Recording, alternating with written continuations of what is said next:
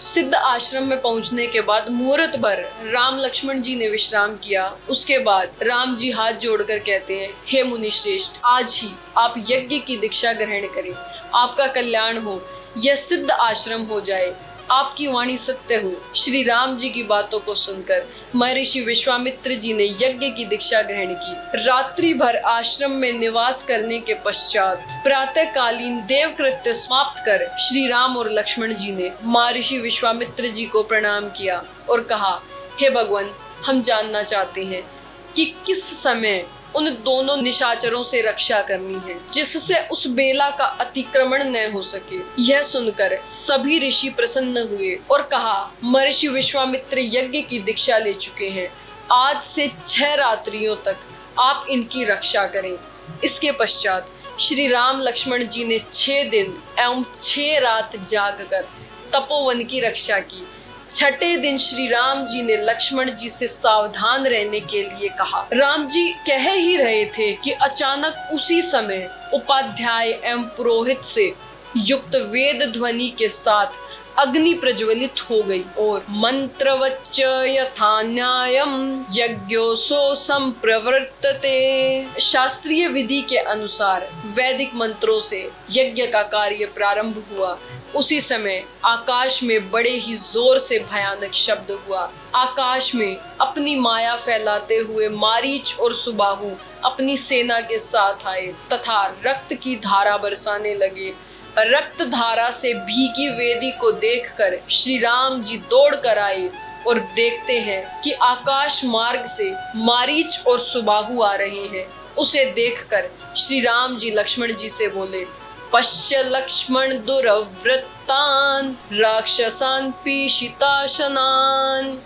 लक्ष्मण, इन मांस भक्षी दुराचारी राक्षसों को देखो। अभी मैं इन सब को मानवस्त्र के द्वारा उसी तरह मार भगाऊंगा जिस तरह वायु बादलों को उड़ा ले जाती है। ऐसे डरपोकों को मैं मारना तो नहीं चाहता। ऐसा कहकर श्री राम जी ने मारीच के वक्षस्थल में मानवास्त्र का प्रहार किया।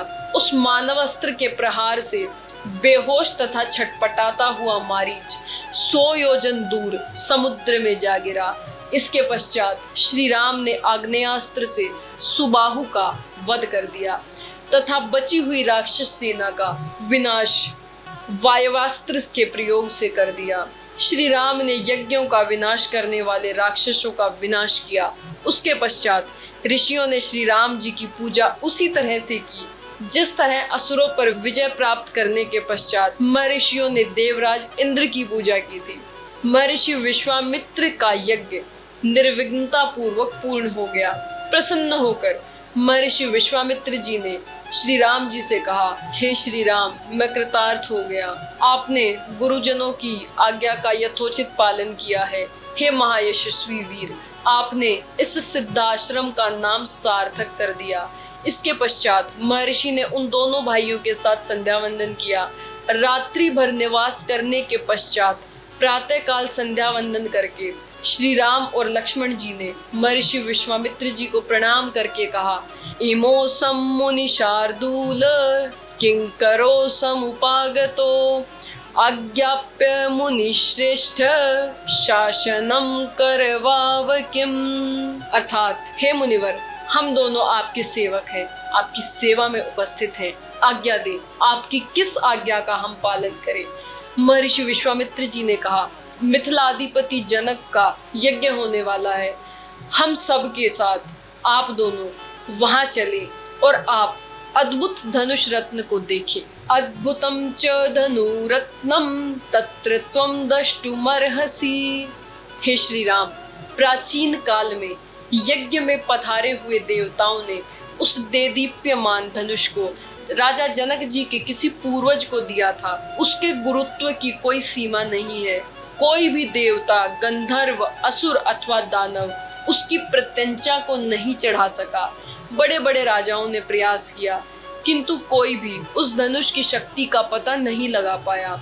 आप भी उस धनुष को तथा यज्ञ को देखें। भगवान शंकर के इस धनुष को मिथिला नरेश सुनाभ ने अपने यज्ञ के फल स्वरूप प्राप्त किया था।